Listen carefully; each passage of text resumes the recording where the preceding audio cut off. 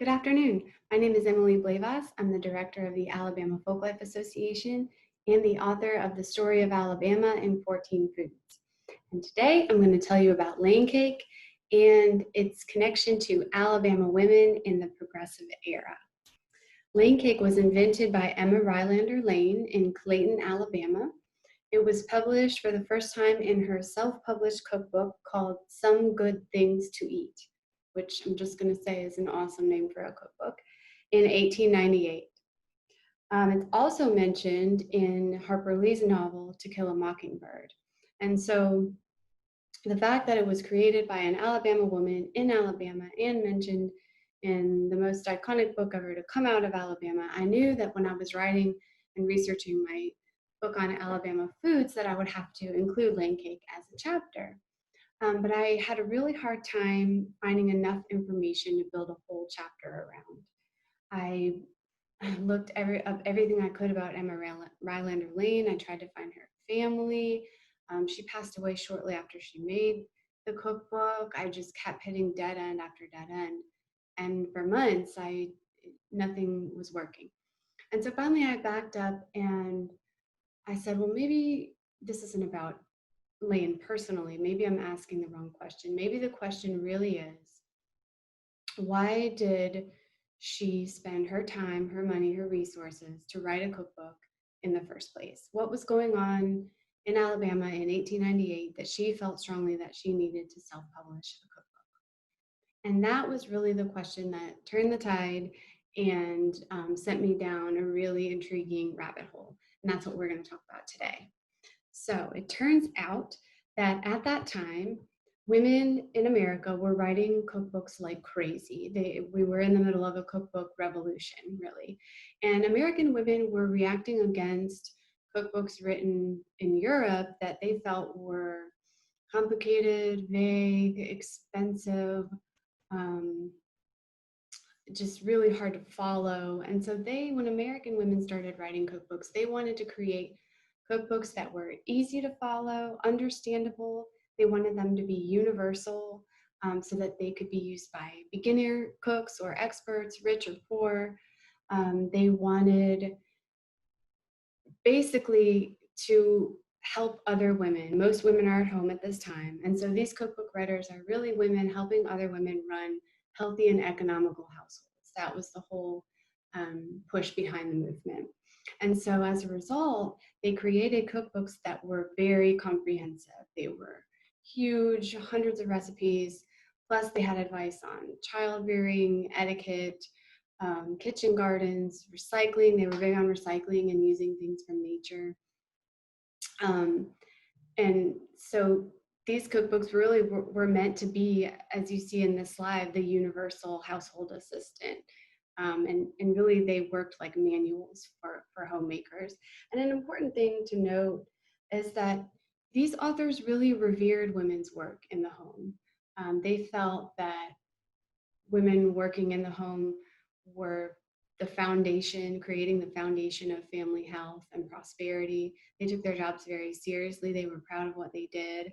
And so this was a way to help other women with their very important work and create healthy, prosperous families. One cookbook writer likened the government of the family to the government of a nation. Another one said that cooking is like building a house. And so they really felt that running a house well was the foundation of the family. And importantly, cookbook writing was not confined to white women. This cookbook, What Mrs. Fisher Knows About Old Southern Cooking, was authored by Abby Fisher. It's the oldest known cookbook written by a former American slave. Abby Fisher was born in South Carolina, probably in 1832, and she was raised in plantation kitchens. That's where she learned to cook. And by 1870, she was living in Mobile, Alabama, so that makes this an Alabama story. She had 10 children and she was working as a cook in Mobile. Eventually, the Fisher family makes their way to San Francisco, where Abby runs a pickling and preserves business, and she also caters to the wealthy. And she does very well. Her pickles and preserves win prizes at state fairs in Sacramento and San Francisco. and her patrons start asking her to write a cookbook, but she did not read or write. And so she dictated her recipes to a few of her wealthy patrons, and they put together this cookbook that is now the oldest known cookbook authored by a former American slave. So that's a really amazing volume that we have as part of Alabama history. And on that note, at the University of Alabama, houses the David Walker Lupton African American Cookbook Collection, which is one of the best documented and largest collection of African American cookbooks in the nation, over 450 volumes. So if this is a topic that interests you, that is a great place to look. So while all of this is happening, all the cookbook writing, it's a time when women's roles in society are changing dramatically. Women are stepping into the public sphere as they never have before, and that happens for a couple reasons. The first is that the Civil War disrupts or has disrupted traditional gender roles. So while the men were off at the front, the women were running farms for the first time, running businesses, working outside of the home. And so that really sort of gets the ball rolling for women who become interested in doing more public work. The other thing that happens is there are a lot of technological advances at this time that make the worst part, the worst drudgery of homemaking easier. They lighten the load. And some of those are central heating, electricity, indoor plumbing, cooking stoves, ready-to-wear clothing, canned foods, commercial bread, and baking powder, which we will talk about later. Also, so they have all these technological advances. It's making their workload a little lighter. Public education emerges, and so now kids are going to school instead of staying home and being taught by their mothers. And also women are stepping in to roles as teachers and educators, as you see in this picture that was taken in Pickens County. And the last thing that really influences women and helps them step into the public sphere is that they're having half of the number of kids that they had in 1800. They had an average of 8, and by 1900, they're having an average of 4 kids. I'm just going to say, as a mother of 4, I feel like that's still a lot of kids, but I guess it's all relative. So women at this time, I guess they feel like they have all this time on their hands now. And so they don't just sit around, they start forming clubs. And they started with art and literary clubs. And then from there, they went from this model of sort of self-improvement to helping all of society. And the club, it was such a phenomenon that they refer to it now as the club movement. This movement took off where women were joining clubs and working on issues like that pertain to families and children. So they're still working on issues that help,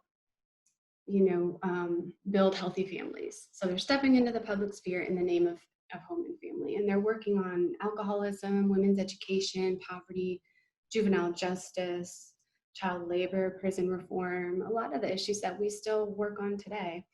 One of the projects that I wanted to highlight that took place a little bit later, but because this is a Montgomery presentation, the club movement actually birthed the Montgomery Curb Market, which of course is still in existence today. That was created by club women.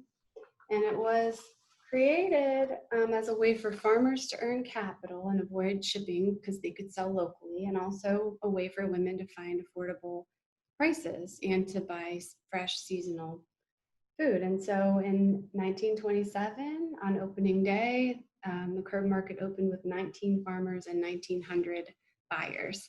That's kind of a fun example of a club women project. So the club women, just like the cookbook writing was not confined to white women, neither was the club women's movement. African American women formed their own clubs from the very start. A couple of the earliest ones in Alabama were the 10 times 1 is 10 Club, formed in Montgomery in 1888.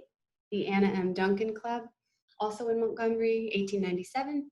And the Tuskegee Women's Club, formed in 1895. This photo is of Henrietta Gibbs. She was the president of the Alabama Federation of Colored Women's Clubs, which is really a federation of other local clubs all together. And she served in that role from 1936 to 1943. And she was also the first African-American woman registered to vote in Montgomery. So she was really a powerhouse. So as the debate is raging over women's place in society, cookbooks actually play kind of an interesting dual role because they're an example of women using their skills to help each other, but they're also an example of affirming women's place in the home. And at the same time, this is no accident, of course, that women are stepping into the public sphere. All of a sudden, all of these women's magazines pop up and subscriptions soar. In 1885, which was 1 year after the first women's club formed in Alabama, Good Housekeeping was founded for the, quote, interests of the higher life of the household. And in 1889, the Ladies' Home Journal had a massive expansion and now included house plans, decorating tips, and stories in which working women find love and marriage as the answer to their woes. So women are stepping out. They're also getting these messages to step back in. And at the same time, the field of domestic science is really coming into being.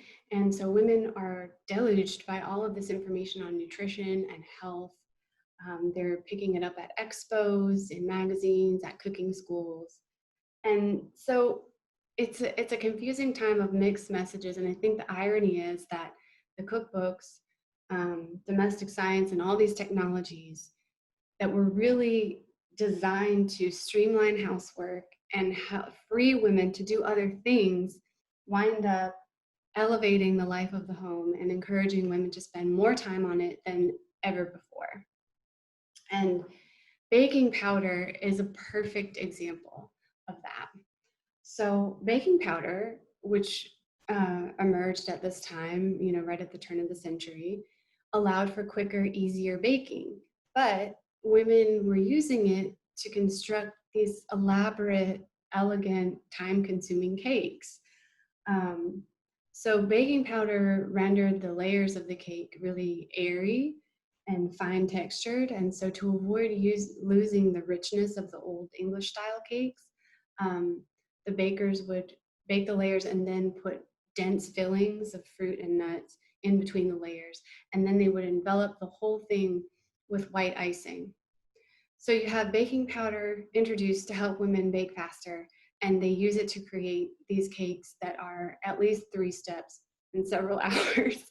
And a lot of these cakes emerge at this time that fit that bill. They're the Lady Baltimore, the Moss Rose, the Robert E. Lee, the Japanese fruit cake, and our favorite, the Lane cake.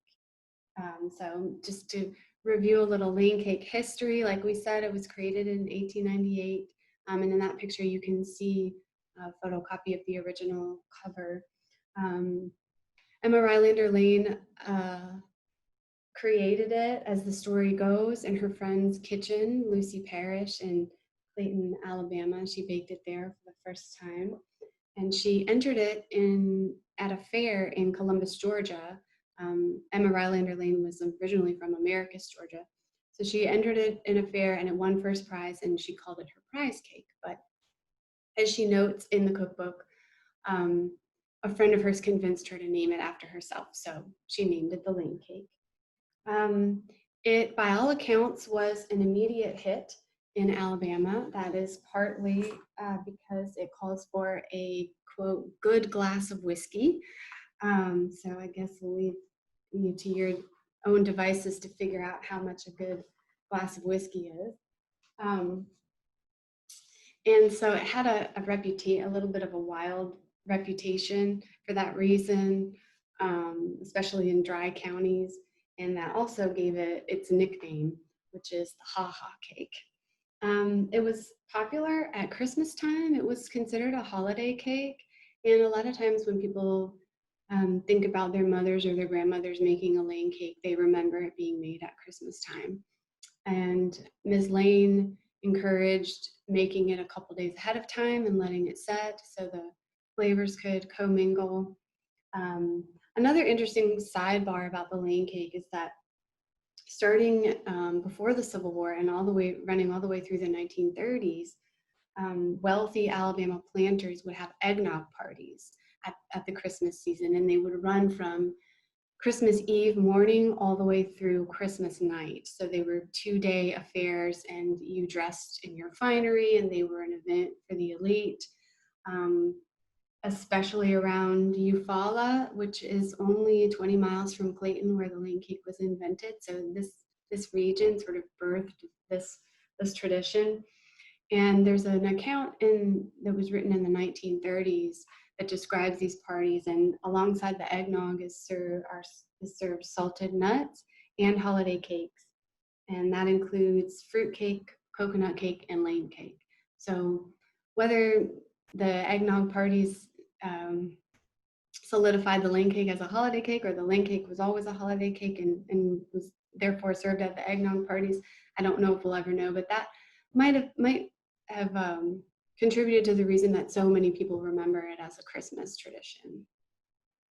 So, of course, it is time consuming, as we said, and so usually people, if it wasn't Christmas, people would bake it for birthdays or anniversaries, for special occasions, because it was such a process. And that's how it appears in To Kill a Mockingbird. A lane cake is baked to welcome Aunt Alexandra to the Finch household, and Scout definitely lets us know that the cake packs a punch. So that whiskey is part of it for sure. So the fact that it was created in Alabama, it's a long-standing holiday cake, it's mentioned in To Kill a Mockingbird, all of those things sort of helped it become our official state cake in 2016. So those of you who didn't know, we have an official state cake in Alabama, and it's the lane cake. So back to our story. The lane cake emerges, the cusp of the 20th century, women's roles are in flux. And like I said, even though women are out in the public working on public issues, they did not, in Alabama at first, want to be considered progressive women or new women. They did not reject traditional gender roles. They defined themselves as being in the public sphere in order to promote healthy families. And so even though there were early women's suffrage efforts in Alabama, starting all the way back in 1893, really they fell flat because those early leaders were trying to convince women to reject traditional roles. And that's where Alabama women found the source of their identity and their power. And that just didn't resonate, that message did not resonate with most Alabama club women at the turn of the century. Just an example, I'll quote from Mary Lafayette Robbins, who was writing in Selma, Alabama in 1895. She was the first president of the Alabama Federation of Women's Clubs. So again, that's the club that sort of brought together all of the local clubs. And she rejects the notion of the new woman, and she urges her fellow women to pursue activities that fit within traditional gender boundaries. So here is what she says, quote, "The idea that greater privileges and graver responsibilities have evolved a new woman, radically different from the original one, is altogether a mistake. An error which has tempted woman into paths for which she is by nature unfitted. The one wholesome truth, embodied in the so-called woman problem, is the fact that idleness is subversive of the well-being of every individual. Out of this truth arises a query worthy of every thoughtful woman's consideration. The question, what may she do without stepping outside of her proper environment?" Unquote. So that's a long quote, but I read it just to emphasize that even though women are stepping into the public sphere, they are by no means, in the early years of the progressive era, trying to overturn the status quo. And it's not until 1910 that a new group of leaders emerges in Alabama, and they hit the right messaging. They convince women that they can use the vote to fight for the issues that they believe in. So they basically position the vote as a tool for elevating family health and prosperity. And that really does resonate. And soon the women's suffrage movement is supported by the major clubs in Alabama. And the public women's support for it really swells. And the beautiful thing about the timing is that these are women who have been writing cookbooks and fighting for the issues they believe in, organizing clubs. They've been doing all of that now for 30 years. And so they have confidence, they have connections, they have public speaking skills, writing skills, expertise. And they take all of that they've developed over decades and pour it into the women's suffrage movement. And as we know, the 19th Amendment is ratified on August 18th, 1920. And by November of that year, through the work of the Alabama League of Women Voters, women represented a third of the vote in Alabama that very same year in November. So they embrace it very quickly once it catches on. And so, of course, we're celebrating 100 years of women's suffrage in Alabama and nationally next month. And what better way to celebrate women's votes for women than to vote ourselves. So I encourage everybody to get out and vote on November 3rd. I really enjoyed developing and delivering this presentation today. I wish that we could have been together in person, but thank you so much for listening and being interested. If you have any questions or feedback or thoughts, please reach out. My email is on the screen. It's alabamafolklife@gmail.com. And I thank you so much for your interest and your attention. Have a great day.